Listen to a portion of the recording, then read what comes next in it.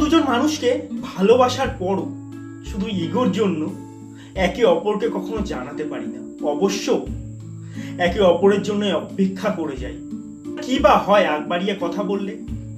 যাই হয়ে যাক, ছোট তো হয়ে যাব না।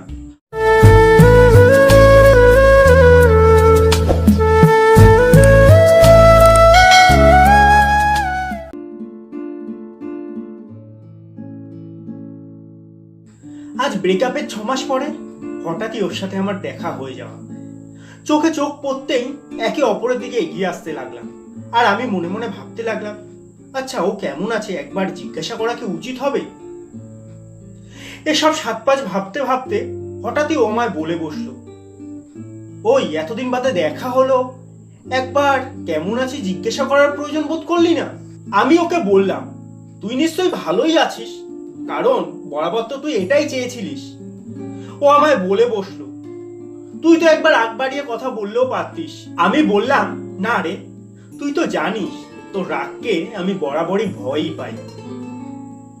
এই তো যেদিন তোর সাথে আমার শেষ দেখা হয়েছিল, সেদিন তুই আমায় হঠাৎ রেগে গিয়ে বলেছিলিস তুই আমার সাথে কখনো দেখা করার চেষ্টা বা কথা বলার চেষ্টা করিস না বলে চলে গিয়েছিলি।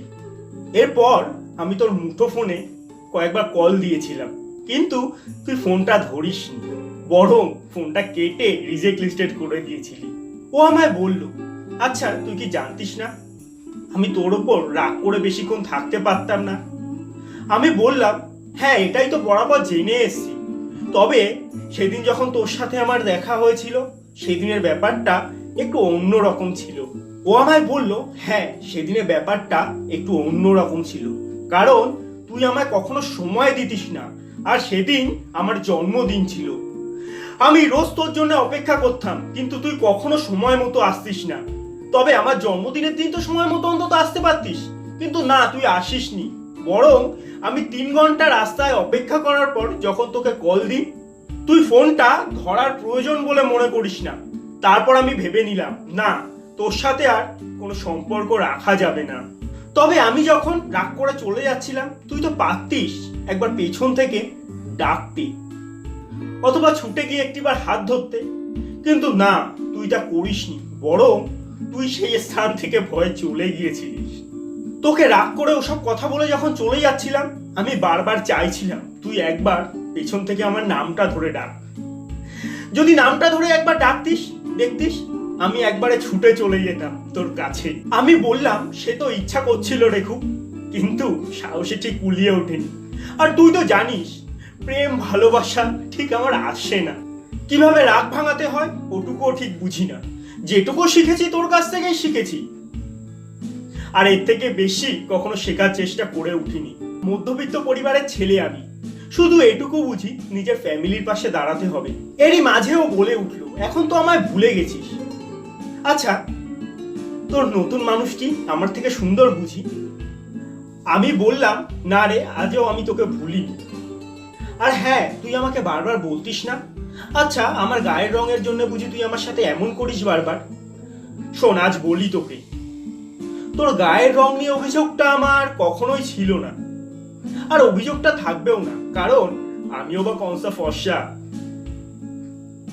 এরই মাঝে আমায় বউ বলে উঠলো, বেশ ভালো কথা শিখেছিস তো তুই। আমি বললাম, না রে, কথা তেমন আমি শিখিনি, শুধু নিজেকে একটু বদলানোর চেষ্টা করেছি।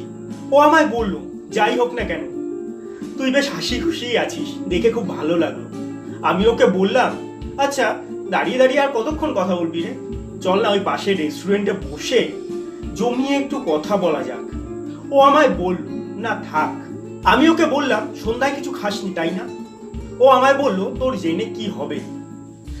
আমি এক প্রকার ওর হাতটা ধরে টানতে টানতে রেস্টুরেন্টে নিয়ে গিয়ে বসিয়ে ওর পছন্দের চিকেন বিরিয়ানিটি অর্ডার করলাম। ও একভাবে আমার মুখের দিকে চেয়ে রইল কিছুক্ষণ। আমি বললাম, কি দেখছিস ওভাবে? ও বলল, না কিছু না। আমি একটু হেসে ফেলি। ও আমায় বলে, বেশ ভালো মজা লাগছে তাই না আমায় দেখে? আমি বললাম, কিসের মজা? আসলে বহুদিন হাসিনি ঠিকভাবে, তাই হাসিটা আর আটকাতে পারলাম না। আসলে শুধু এটুকুই ভাবতাম, আচ্ছা ও কি নতুন মানুষটার সাথে ভালো আছে? নতুন মানুষের সাথে মানিয়ে নিয়েছে, না আমার সাথে যেমন রাগ অভিমান করতো ঠিক সেভাবেই রাগ অভিমান করে আজও। এসব বলতে বলতে ও হঠাৎই বলে উঠল, নতুন কেউ মানে? তোর বিরিয়ানি তুই খা। আর হ্যাঁ, তোকে বলি শোন, নতুন কেউ যদি আমার জীবনে আসতো না তাহলে নিশ্চয়ই তোর সাথে এই রেস্টুরেন্টে আসতাম না, আর রাস্তায় দাঁড়িয়ে দাঁড়িয়ে অতক্ষণ কথা বলার প্রয়োজনও বোধ করতাম না। এই বলে সে উঠে চলে যেতে লাগলো।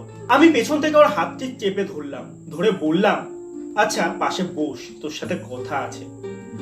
আচ্ছা, তোর জীবনেও যখন কেউ নেই আর আমার জীবনেও যখন কেউ নেই, চল না আমরা সব রাগ অভিমান ভুলে আবার নতুন করে সব শুরু করি। ও বলল না। এবার আমি ওর কানের কাছে মুখটি নিয়ে গিয়ে বললাম, প্লিজ একবার ভেবে দেখ না।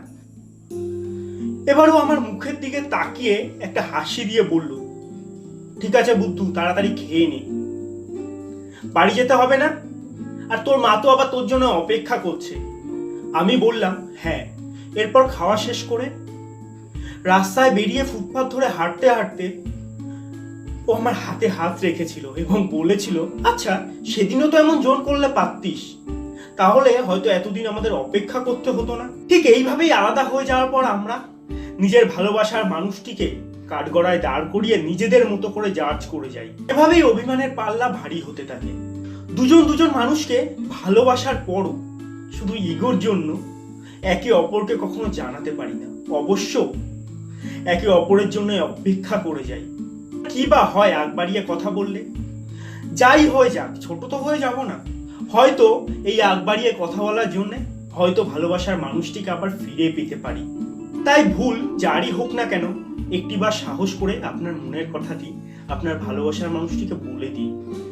হয়তো এটাও হতে পারে যে আপনার ভালোবাসার মানুষটি আপনার জন্য অপেক্ষা করছে। ভালো লাগলে লাইক, কমেন্টস এবং বন্ধুদের সাথে অজস্র শেয়ার করবেন। অবশ্যই সাবস্ক্রাইব করে পাশে থাকবেন। দেখা হচ্ছে পরবর্তী পর্বে ঠিক এমনই একটি কবিতা অথবা গল্প নিয়ে। ততক্ষণ সুস্থ থাকুন, সতর্ক থাকুন।